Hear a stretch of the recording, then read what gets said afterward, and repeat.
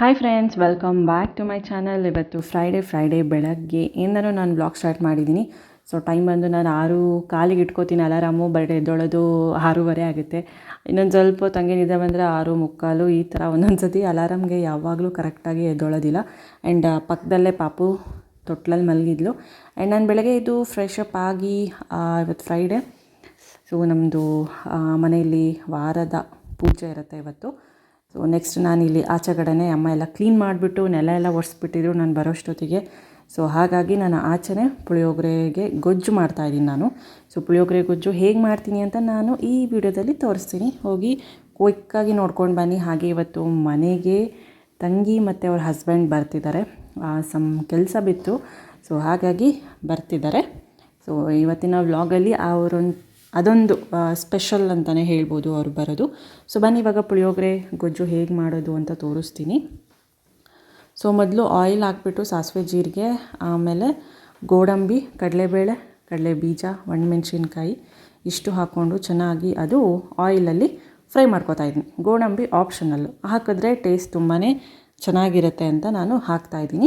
And ಇದು low ಫ್ಲೇಮಲ್ಲೇ ಮಾಡಬೇಕು, ಇಲ್ಲ ಅಂದರೆ ಫುಲ್ ಕಪ್ಪಗಾಗ್ಬಿಡುತ್ತೆ, ವೇಸ್ಟ್ ಆಗುತ್ತೆ ಮತ್ತು ತಿನ್ನೋಕ್ಕೂ ಕೂಡ ಚೆನ್ನಾಗೇ ಇರೋದಿಲ್ಲ.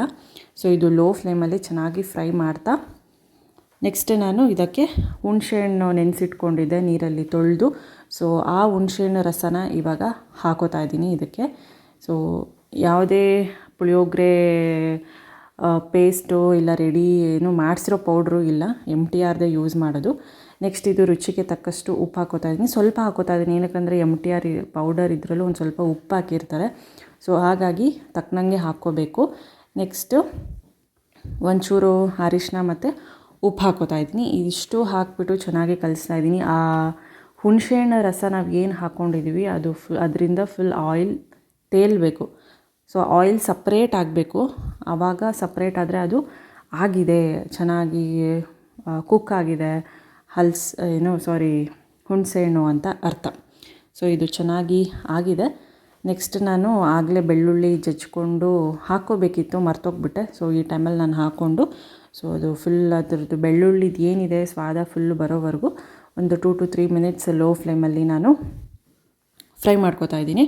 ಸೊ ಬೆಳ್ಳುಳ್ಳಿ ಹಾಕಿದ್ರೇ ನಿಮ್ಗೊಂಥರ ಟೆಂಪಲ್ ಸ್ಟೈಲ್ ಪುಳಿಯೋಗರೆ ಬರುತ್ತೆ. ಆ್ಯಂಡ್ ಕೊನೆಗೆ ಕಾಯಿ ತುರಿ ಕೂಡ ಹಾಕ್ಕೋಬೋದು ಪುಳಿಯೋಗರೆಗೆ, ಬಟ್ ಮನೇಲಿ ಕಾಯಿ ತುರಿ ಇರಲಿಲ್ಲ, ಸೊ ಹಾಗಾಗಿ ಹಾಕಲಿಲ್ಲ. ನೋಡಿ ಇನ್ನೇನು ಆಯಿಲೆಲ್ಲ ಬಿಡ್ತು. ನಾನು ಇವಾಗ MTRದು ಪುಳಿಯೋಗರೆ ಪೌಡ್ರ್ ಆ್ಯಡ್ ಮಾಡ್ಕೋತಾ ಇದ್ದೀನಿ. ಸೊ ಇದಿಷ್ಟೇ ನೋಡಿ, ಯಮ್ಮಿ ಪುಳಿಯೋಗರೆ ರೆಡಿ ಆಯಿತು. ನನಗಂತೂ one of my favourite breakfast ಅಂತಲೇ ಹೇಳ್ಬೋದು. ಪುಳಿಯೋಗರೆ ತುಂಬಾ ಇಷ್ಟ. ನೆಕ್ಸ್ಟ್ ನಾನೇ ಪ್ರಕುಲ್ನ ಬಿಟ್ಟು ಬರೋದಕ್ಕೆ ಅಂತ ಹೋಗ್ತಾಯಿದ್ದೆ. ಇವತ್ತು ಫ್ರೈಡೇ ಎಲ್ಲ ಅಪ್ಪ ಅಮ್ಮ ಫುಲ್ಲು ಕಾರಿಂದು ಪಾರ್ಕ್ ಶೆಡ್ಡು ಮತ್ತು ಫುಲ್ ಎಲ್ಲ ಹಾಕಿ ಪೈಪಲ್ಲಿ ಎಲ್ಲ ದಿನಾನೂ ಮಾಡ್ತಾರೆ. ಇದೇ ಕೆಲಸ, ಫ್ರೈಡೇ ಅಂತಲೇ ಅಲ್ಲ. ಸೊ ಪ್ರತಿದಿನ ಹೀಗೆ ವಾಶ್ ಮಾಡ್ತಾರೆ, ಮನೆ ಮುಂದೆ, ಮನೆ ಪಕ್ಕ, ಶೆಡ್ಡು ಎಲ್ಲ ಕಡೆ. ಸೊ ಒಂದು ದಿನವೂ ಬಿಡೋದೇ ಇಲ್ಲ. ಆ್ಯಂಡ್ ನಮ್ಮ ಡಿಂಕು ಕೂಡ ಅಲ್ಲೇ ಇದ್ದಾನೆ. ಪ್ರಕುಲ್ಗೆ ಸ್ಕೂಲ್ಗೆ ಹೊರಡೋ ಟೈಮ್ ಆಯಿತು. ಅಮ್ಮ ಪೂಜೆ ಮಾಡಿ ಇದು ಆ್ಯಕ್ಚುಲಿ ಈ ಸೀರೆ ಅವ್ರ ಮದುವೆ ಟೈಮಲ್ಲಿ ಯಾರೋ ಕೊಟ್ಟಿದ್ದಂತೆ. ಈ ಥರ ಅದು ಒಂಥರ ಸ್ಪೆಷಲ್ ಸ್ಯಾರಿ ಅಂತಲೇ ಹೇಳ್ಬೋದು. ಇದರಲ್ಲಿ ಅವ್ರ ಮದುವೆ ಟೈಮಲ್ಲಿ ಯಾರೋ ಇವ್ರಿಗೆ ಕೊಟ್ಟಿರೋದು ಮಡ್ಲಕ್ಕಿಗೆ. ಸೊ ಹೀಗೆ. ಆ್ಯಂಡ್ ಅಷ್ಟೊತ್ತಿಗೆ ಅಮ್ಮ ಪೂಜೆ ಮಾಡೋವಾಗಲೇ ಬಂದರು ತಂಗಿ ಮತ್ತು ಅವರ ಹಸ್ಬೆಂಡು. ಆ್ಯಂಡ್ ಪಾಪು ತಿಂಡಿ ತಿನ್ನಿಸ್ದೆ. ಫಸ್ಟು ಲೇಟಾಗಿ ಎದ್ದೊಳ್ತಾಳಲ್ಲ, ಫಸ್ಟೇ ಹಾಲು ಕುಡಿಸಿದ್ರೆ ಅವಳು ತಿಂಡಿ ತಿನ್ನಲ್ಲ. ಹಾಗಾಗಿ ತಿಂಡಿ ತಿನ್ನಿಸ್ಬಿಟ್ಟು ಹಾಲು ಕೊಟ್ಟೆ, ಕುಡಿತಾ ಇದ್ಲು. ಸೊ ನೆಕ್ಸ್ಟ್ ಅಮ್ಮ ಈ ಕಡೆ ಪೂಜೆ ಮಾಡ್ತಾಯಿದ್ರು, ಮಂಗಳಾರತಿ ಎಲ್ಲ ಕೊಟ್ಬಿಟ್ಟು. ಸೊ ಅಷ್ಟೊತ್ತಿಗೆ ತಂಗಿ ಎಲ್ಲ ಸ್ವಲ್ಪ ಮಿಕ್ಕಿರುತ್ತಲ್ಲ, ಅವರು ಡೈರೆಕ್ಟ್ ಹೀಗೆ ಅನಂತಪುರಿಗೆ ಹೋಗ್ತಾರೆ. ಇಲ್ಲೇ 1 ವೀಕ್ ಇದ್ದು ಅವರು ಅವ್ರ ಅತ್ತೆ ಮಾವ ಎಲ್ಲ ಶಿರಡಿಗೆ ಹೋಗ್ತಿದ್ದಾರೆ. ಸೊ ಹಾಗಾಗಿ ಮತ್ತೆ ಹಬ್ಬಕ್ಕೆ ಇಲ್ಲಿಗೆ ಬರ್ತಾರೆ. ಸೊ ಹಾಗಾಗಿ ಅಲ್ಲೆಲ್ಲ ಮಿಕ್ಕಿದೆ ತರಕಾರಿ, ಮೊಸರು, ಹಾಲು ಎಲ್ಲ ವೇಸ್ಟ್ ಆಗುತ್ತೆ ಅಂದ್ಬಿಟ್ಟು ಇಷ್ಟೆಲ್ಲ ಐಟಮ್ಸ್ ತಂದಿದ್ದಾಳೆ. ಸ್ವಲ್ಪ ಸ್ನ್ಯಾಕ್ಸು, ಪಾಪಡು, ಕೇಕ್ ಮಾಡೋದು ಮೋಲ್ಡು ಇಲ್ಲೂ ಮಾಡಬೇಕು ಅಂತ ತಂದಿದ್ದಾಳೆ. ಆ್ಯಂಡ್ ಸ್ವಲ್ಪ ಫ್ರೂಟ್ಸು ಇದೆಲ್ಲನೂ. ಆ್ಯಂಡ್ ಇವರು ಕೂಡ ತಿಂಡಿ ತಿಂತಾಯಿದ್ರು. ನಾನು ಅಷ್ಟೊತ್ತಿಗೆ ತಿಂಡಿ ತಿಂದುಬಿಟ್ಟಿದ್ದೆ ಅವ್ರು ಬರೋಷ್ಟೊತ್ತಿಗೆ. ಸೊ ಇವಾಗ ಇವ್ರು ಬಂದು ತಿಂಡಿ ತಿಂತಾ ಇದ್ದಾರೆ. ಸೊ ಪ್ಲೀಸ್ ವ್ಲಾಗ್ ಇಷ್ಟ ಆದರೆ ಪ್ಲೀಸ್ ಜಾಸ್ತಿ ಲೈಕ್ಸ್ ಮಾಡಿ, ನನಗೆ ಎನ್ಕರೇಜ್ಮೆಂಟ್ ಸಿಗುತ್ತೆ. ಸೊ ಹಾಗೆ ಪಾಪು ಕೂಡ ಫ್ರೆಶ್ ಅಪ್ ಆಗಿಬಿಟ್ಟು ರೆಡಿ ಆಗಿದ್ದಾಳೆ ಹೊರಗೆ ಹೋಗೋದಕ್ಕೆ. ಅವ್ರ ಅಣ್ಣಂದು ಜೀನ್ಸ್ ಪ್ಯಾಂಟ್ ಇದು, ಅವ್ರ ಅಣ್ಣ 1 ಇಯರ್ ಇದ್ದಾಗ ತೊಗೊಂಡಿದ್ದು. ಸೊ ಅದು ಚೆನ್ನಾಗಿತ್ತು ಅಂತ ಹಾಗೆ ಇಟ್ಕೊಂಡಿದೆ ಇದು ಜೀನ್ಸ್ ಪ್ಯಾಂಟು. ಸೊ ಇಷ್ಟು ವಿಡಿಯೋ ಕಂಟಿನ್ಯೂ ಮಾಡ್ತಾ ಇದ್ದೀನಿ. ತಂಗಿಯವರು ಬಂದರು, ತಿಂಡಿ ತಿಂದರು. ಸೊ ಇನ್ನೂ ಸ್ವಲ್ಪ ಹೊರಗೆ ಕೆಲಸ ಇದೆ, ಹೋಗಿ ಮುಗಿಸ್ಕೊಂಡು ಬರಬೇಕು ಎಲ್ಲರೂ. ನೀವು ಊಟ ಮಾಡ್ಕೊಂಡು ಹೋಗೋಣ ಅಂತ. ಇವಾಗ 11:30 ಆಗಿದೆ. ಅಪ್ಪನೂ ಕೂಡ ಮಲಗಿಸಿದ್ದೀನಿ ಅಷ್ಟೊತ್ತಿಗೆ. ಪ್ರಕುಲ್ ಸ್ಕೂಲಿಗೆ ಹೋಗಿದ್ದಾನೆ. ಸೊ ಅದಕ್ಕೂ ಮುಂಚೆ ಮಾರ್ಚ್ 8 ವುಮೆನ್ಸ್ ಡೇ. ಸೊ ಯಾರು ಕೂಡ ವುಮೆನ್ಸ್ ಡೇ ಮಾಡ್ತಾರೆ, ಕೆಲವರೆಲ್ಲ ಬರ್ಡೇ ಮಾಡ್ಕೋತಾರೆ, ಆ್ಯನಿವರ್ಸರಿ ಮಾಡ್ಕೋತಾರೆ, ಇದನ್ನು ಮಾಡ್ತಾರೆ ಅಷ್ಟೇ ಯಾರು. ಬಟ್ ನಮಗೋಸ್ಕರ ಅಂತ ಯಾರೂ ಬಂದು ವುಮೆನ್ಸ್ ಡೇ ಮಾಡಲ್ಲ. ಸೊ ಇವತ್ತು ಒಂದು 2 ಪ್ರಾಡಕ್ಟ್ನ ನಿಮಗೆ ತೋರಿಸ್ತಾ ಇದ್ದೀನಿ. ವುಮೆನ್ಸ್ ಡೇ ಇನಿಷಿಯೇಟಿವ್ ಆಗಿ ತೊಗೊಂಡು ನಾನು ಈ ಪ್ರಾಡಕ್ಟ್ಸ್ನ ತೋರಿಸ್ತಾ ಇದ್ದೀನಿ. ಏನಪ್ಪ ಅಂದರೆ ಇವಾಗ ಸಾಕಷ್ಟು ಈ ಜಗತ್ತಿನಲ್ಲಿ ಸಾಕಷ್ಟು ಫೀಮೇಲ್ಸ್ ಇದ್ದಾರೆ, ಅಂದರೆ ಮೇಲ್ಸ್ಗಿಂತ ಜಾಸ್ತಿ ಫೀಮೇಲ್ಸ್ ಇದ್ದಾರೆ ಅನ್ನೋದು ಒಂದು ಸೆನ್ಸಸ್ಸಲ್ಲಿ ಬಂದಿದೆ. ಸೊ ಆ ಫೀಮೇಲ್ಸಲ್ಲಿ most of all 1.8 billion females ಏನಿದ್ದಾರೆ, ಸೊ ಅವ್ರಿಗೆ ಮೆನ್ಸ್ಟ್ರೇಷನ್ ಇರುತ್ತೆ, ಅಂದರೆ ಪೀರಿಯಡ್ಸ್ ಆಗ್ತಾ ಇರುತ್ತೆ. ಸೊ ಅದರಲ್ಲಿ 1 ಬಿಲಿಯನ್ ಫೀಮೇಲ್ಸ್ ಏನಿರ್ತಾರೆ, ಅವರು ಪೀರಿಯಡ್ಸ್ ಆದಾಗ ಸ್ಕಿನ್ ರ್ಯಾಷಸ್ ಆಗಿರ್ಬೋದು, ಮತ್ತು ಪೀರಿಯಡ್ ಕ್ರ್ಯಾಂಪ್ಸ್, ಮತ್ತು ಮೆನ್ಸ್ಟ್ರಲ್ ಕ್ರ್ಯಾಂಪ್ಸ್ ಅಂತಾರಲ್ಲ, ಹೊಟ್ಟೆ ನೋವು, ಕಾಲು ನೋವು, ಸೊಂಟ ನೋವು, ಅಬ್ಡಾಮನ್ ಪೇನು. ಸೊ ಈ ಥರ ಕ್ರ್ಯಾಂಪ್ಸ್ ಎಲ್ಲ ತುಂಬ ಜನ ಅನುಭವಿಸ್ತಿರ್ತಾರೆ. ಎಲ್ಲರಿಗೂ ಇದು ಇರುತ್ತೆ ಅಂತ ಅಲ್ಲ. 1.8 ಬಿಲಿಯನ್ನಲ್ಲಿ 1 ಬಿಲಿಯನ್ ಫೀಮೇಲ್ಸ್ ಇದನ್ನು ಅನುಭವಿಸ್ತಿರ್ತಾರೆ. ಸೊ ಇದಕ್ಕೆ ಸಾಕಷ್ಟು ಜನರು ಪೀರಿಯಡ್ಸ್ ಆದಾಗ ಸ್ಯಾನಿಟರಿ ಪ್ಯಾಡ್ಸ್ ಎಲ್ಲ ಯೂಸ್ ಮಾಡ್ತಾರೆ. ಸ್ಯಾನಿಟರಿ ಪ್ಯಾಡ್ಸ್ ಕೆಲವೊಂದು ಪ್ಲಾಸ್ಟಿಕ್, ಅದ್ರ ಮೇಲೆ ಏನಿರುತ್ತೆ ಟಾಪ್ ಲೇಯರು ಪ್ಲಾಸ್ಟಿಕ್ದಿರುತ್ತೆ. ಸೊ ಇದರಿಂದ ಫ್ರಿಕ್ಷನ್ ಆಗಿಬಿಟ್ಟು ಸ್ಕಿನ್ನಿಗೆ ಇಚ್ಚಿನೆಸ್ ಆಗೋದು, ಸ್ಕಿನ್ ರ್ಯಾಶ್ ಆಗೋದು, ಟ್ಯಾನ್ ಆಗೋದು ಆ ಜಾಗದಲ್ಲಿ, ಅದರಿಂದ ಮತ್ತು ವೆಜಿನಲ್ ಇನ್ಫೆಕ್ಷನ್ ಆಗೋದು, ಈ ಥರ ಸ್ಕಿನ್ ರ್ಯಾಷಸ್ಸು, ಇರಿಟೇಷನ್ ಎಲ್ಲನೂ ಆಗ್ತಾ ಇರುತ್ತೆ. ಹಾಗೆ ಮೆನ್ಸ್ಟ್ರಲ್ ಕ್ರ್ಯಾಂಪ್ಸ್ ಬಂದ್ರೂ ಅಷ್ಟೇ ತುಂಬಾ ಪಾಪ ನೋವು ಪಡ್ತಾರೆ. ಅನ್ಕೋಬೋದು ಬರೀ 1 ತಿಂಗಳಲ್ಲಿ 2-3 ಡೇಸ್ ಅಷ್ಟೇ ಅಲ್ವಾ ಇದು ಅಂತ. ಬಟ್ ನಮ್ಮ ವುಮೆನ್ಸ್ ಲೈಫಲ್ಲಿ ಏನಿದೆ ಇವಾಗ, ಮೆನ್ಸ್ಟ್ರೇಷನ್ ನೀವು 33 ಇಯರ್ಸ್ ಆ್ಯಾವ್ರೇಜಾಗಿ ತೊಗೊಂಡ್ರು, ನಮ್ಮ ಓಲ್ ಲೈಫಲ್ಲಿ 3.2 ಇಯರ್ಸ್ ನಾವು ಬರೀ ಪೀರಿಯಡ್ನಲ್ಲೇ ಕಳಿತೀವಿ. ಸೊ 3.2 ಇಯರ್ಸ್ ಅಂತ ನೆನ್ಪು ಮಾಡ್ಕೊಂಡ್ರೇ ಮೈಯೆಲ್ಲ ಒಂಥರ ಅನಿಸುತ್ತೆ. 2-3 ಡೇಸ್ ಮಂತ್ಗೆ ಲೆಕ್ಕ ಮಾಡ್ಕೊಂಡಾಗ ನೋಡಿ, ಓಲ್ ಲೈಫಲ್ಲಿ ನಮಗೆ ಒಂದು, ಅದರಲ್ಲೂ 33 ಇಯರ್ಸ್ ಆ್ಯಾವ್ರೇಜ್ ಇದನ್ನು ತೊಗೊಂಡ್ರೆ 3.2 ಇಯರ್ಸ್. ಇನ್ನೂ ಒಬ್ರಿಗೆ ಮೆನೋಪಾಸ್ 40 ಆಗುತ್ತೆ, 50 ಆಗುತ್ತೆ, ಕೆಲವರು 60 ಕೂಡ ಆಗೋ ಚಾನ್ಸಸ್ ಇರುತ್ತೆ ಮೆನೋಪಾಸ್ ಸ್ಟಾಪ್ ಆಗೋದು. ಸೊ ಈ ಥರ ಏನಿಲ್ಲ ಅಂದ್ರೂ ಒಂದು 4 ಇಯರ್ಸ್ ನಾವು ಪೀರಿಯಡ್ ಇದರಲ್ಲೇ ಇರ್ತೀವಿ. ಸೊ ಈ ಥರ ಇದ್ದಾಗ ನಾವು ಒಂದು ಒಳ್ಳೆ ಸ್ಯಾನಿಟರಿ ಪ್ಯಾಡ್ಸ್ ಮತ್ತು ಒಂದು ಒಳ್ಳೆ ಮೆನ್ಸ್ಟ್ರಲ್ ಕ್ರ್ಯಾಂಪ್ಸ್ ಆದಾಗ ಅದಕ್ಕೊಂದು ಒಳ್ಳೆ ಮೆಡಿಸಿನ ಯೂಸ್ ಮಾಡಬೇಕು. ಸಾಕಷ್ಟು ಜನ ಮೆನ್ಸ್ಟ್ರಲ್ ಕ್ರ್ಯಾಂಪ್ಸ್ ಬಂದಾಗ ಟ್ಯಾಬ್ಲೆಟ್ ನುಂಗೋದು ಇದನ್ನೆಲ್ಲ ಮಾಡ್ತಾರೆ, ಮತ್ತು ಅದರಿಂದ ಸೈಡ್ ಎಫೆಕ್ಟ್ಸು ಈ ಥರ ಎಲ್ಲ ಆಗುತ್ತೆ. ಸೊ ನಾನು ಇವತ್ತು ಒಂದು 2 ಒಳ್ಳೆ ಪ್ರಾಡಕ್ಟ್ ತೋರಿಸ್ತೀನಿ. ಇದನ್ನು ಯೂಸ್ ಮಾಡೋದ್ರಿಂದ ನಿಮಗೆ ಯಾವುದೇ ನೋ ಮೋರ್ ಮೆನ್ಸ್ಟ್ರಲ್ ಕ್ರ್ಯಾಂಪ್ಸ್ ಅಂತ ಹೇಳ್ಬೋದು. ಇದರಿಂದ ನೀವು ಟ್ಯಾಬ್ಲೆಟ್ ತೊಗೋಬೇಕಪ್ಪ, ನೀವು ಓರಲ್ಲಿ ನುಂಗಬೇಕು, ಆ ಥರದ್ದು ಏನೂ ಇರೋದಿಲ್ಲ. ಜಸ್ಟ್ ಇದು ನಿಮ್ಮ ಸ್ಕಿನ್ಗೆ ಅಪ್ಲೈ ಮಾಡ್ಕೋಬೇಕು ಅಷ್ಟೇ.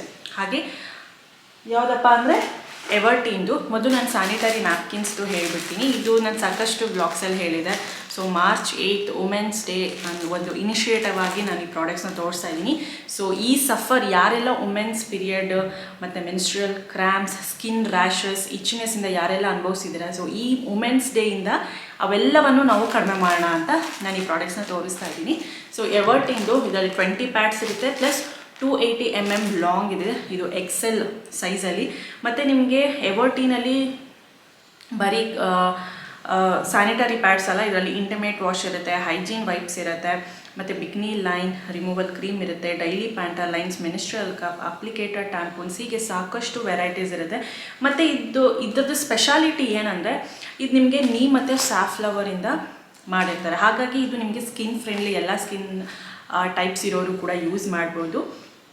ಅಪರಂಗಿತ ಸ್ಕಿನ್ ರ್ಯಾಶ್ ಆಗುತ್ತೆ, ಸ್ಕಿನ್ ಟ್ಯಾನ್ ಆಗುತ್ತೆ ಅನ್ನೋದು ಚಿಂತೆನೇ ಇಲ್ಲ. ಇದನ್ನು ಯೂಸ್ ಮಾಡೋದ್ರಿಂದ ನಿಮಗೆ ಇದರಲ್ಲಿ ಸ್ಕಿನ್ ಫ್ರೆಂಡ್ಲಿ, ಆ್ಯಂಟಿ ರ್ಯಾಷಸ್, ಆ್ಯಂಟಿ ಟ್ಯಾನಿಂಗ್ ಇರೋದ್ರಿಂದ ಆ ಪ್ರಾಬ್ಲಮ್ ಯಾವುದೂ ಕೂಡ ನಿಮಗೆ ಬರೋದಿಲ್ಲ. ಸೊ ಹಾಗಾಗಿ ಇವಾಗಲೇ ಚೂಸ್ ಮಾಡಿ ಎವರ್ಟೀನ್ದು ಸ್ಯಾನಿಟರಿ ಪ್ಯಾಡ್ಸ್. ಮತ್ತು ನಿಮಗೆ ಪ್ರೈಸ್ ಕೂಡ ಅಷ್ಟೇ, 20 ಪ್ಯಾಡ್ಸ್ಗೆ XL ಸೈಜ್ದು 9900 ರುಪೀಸ್ಗೆ ಸಿಗುತ್ತೆ ಅಲ್ವಾ.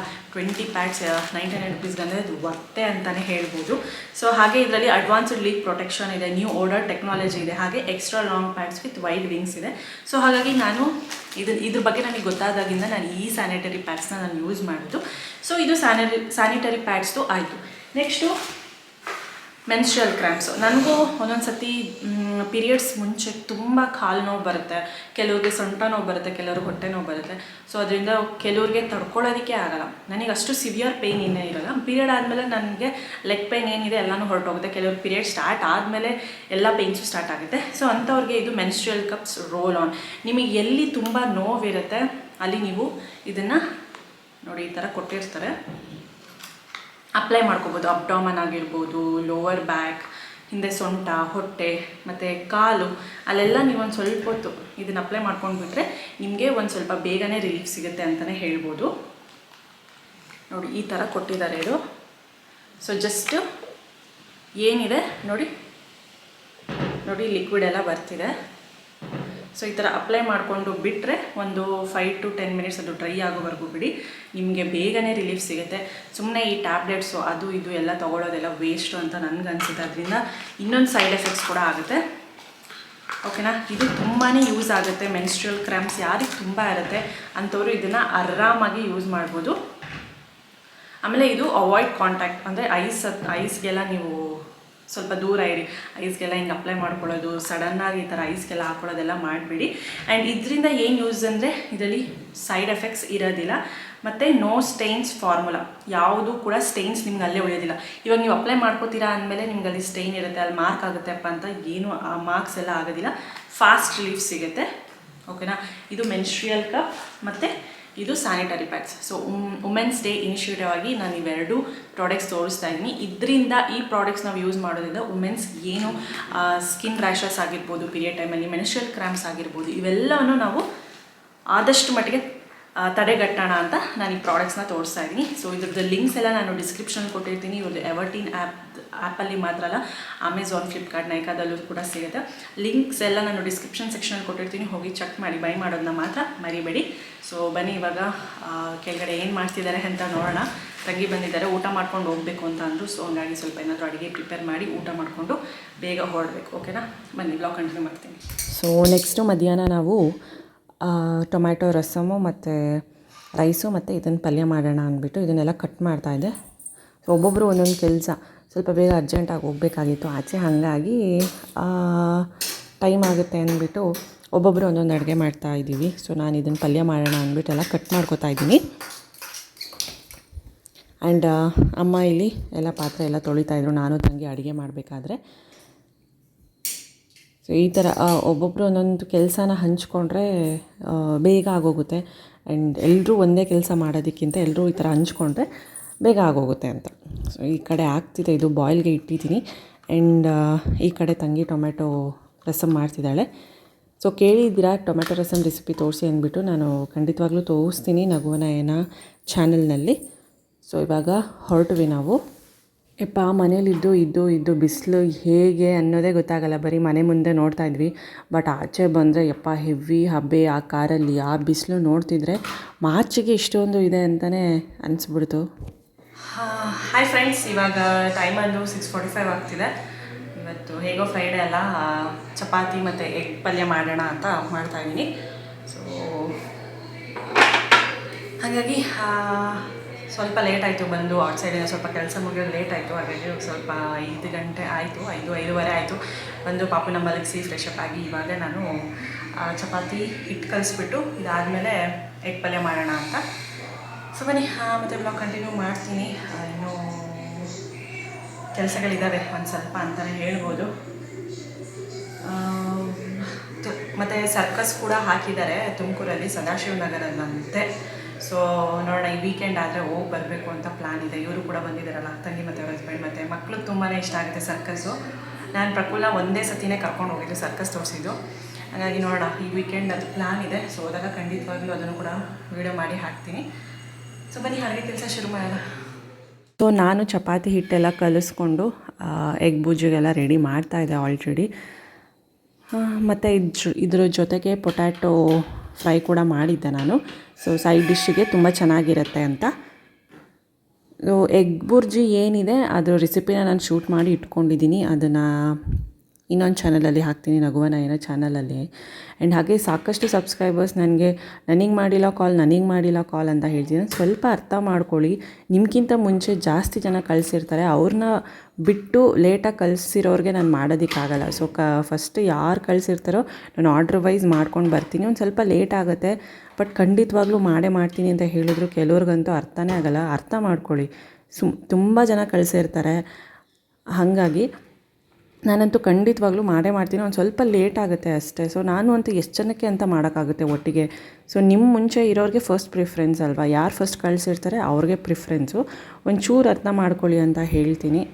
ಬಟ್ ಖಂಡಿತವಾಗ್ಲೂ ಮಾಡ್ತೀನಿ ಅಷ್ಟೇ, ಓಕೆನಾ. ನಿಮ್ಗೊಂಥರ ಸರ್ಪ್ರೈಸ್ ಕಾಲಾಗೆ ಮಾಡ್ತೀನಿ ನಾನು. ಆ್ಯಂಡ್ ಎಲ್ಲ ಪ್ರಿಪೇರ್ ಮಾಡಿದ್ದು ಆಯಿತು, ಎಲ್ಲ ಕೂತ್ಕೊಂಡು ತಿಂತಾ ಇದ್ವಿ. ಸೊ ಇದಿಷ್ಟು ಇವತ್ತಿನ ವ್ಲಾಗ್ ಆಗಿತ್ತು. ಪ್ಲೀಸ್ ಈ ವ್ಲಾಗ್ ಇಷ್ಟ ಆದರೆ ಲೈಕ್ ಮಾಡಿ, ಕಮೆಂಟ್ ಮಾಡಿ, ಶೇರ್ ಮಾಡಿ. ಮತ್ತು ಪ್ಲೀಸ್ ಬೇಗ ಸಬ್ಸ್ಕ್ರೈಬ್ ಮಾಡ್ಕೊಳ್ಳಿ ಅಂತ ಹೇಳ್ತೀನಿ. ನಂಗೆ ಸಬ್ಸ್ಕ್ರೈಬ್ ಆದಷ್ಟು ನನಗೆ ತುಂಬಾ ಖುಷಿ ಆಗುತ್ತೆ.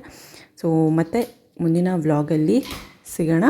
Until then keep smiling, take care, bye, happy weekend ಅಂತ ಹೇಳ್ತಾ, ಸೊ ನನ್ನ ನಗುವ ನಯನ ಚಾನಲ್ಗೂ ಕೂಡ ಸಬ್ಸ್ಕ್ರೈಬ್ ಮಾಡ್ಕೊಳ್ಳಿ, ಮತ್ತು ಈ ಚಾನಲ್ಗೂ ಕೂಡ ಸಬ್ಸ್ಕ್ರೈಬ್ ಮಾಡ್ಕೊಳ್ಳಿ ಅಂತ ಹೇಳ್ತಾ ಈ ವ್ಲಾಗ್ನ ಇಲ್ಲಿಗೆ ಎಂಡ್ ಮಾಡ್ತಾಯಿದ್ದೀನಿ. ಮತ್ತೆ ಸಿಗೋಣ ಒಂದು ಮುಂದಿನ ಒಳ್ಳೆಯ ವ್ಲಾಗಲ್ಲಿ. ಬಾಯ್, ಟೇಕ್ ಕೇರ್, ಗುಡ್ ನೈಟ್.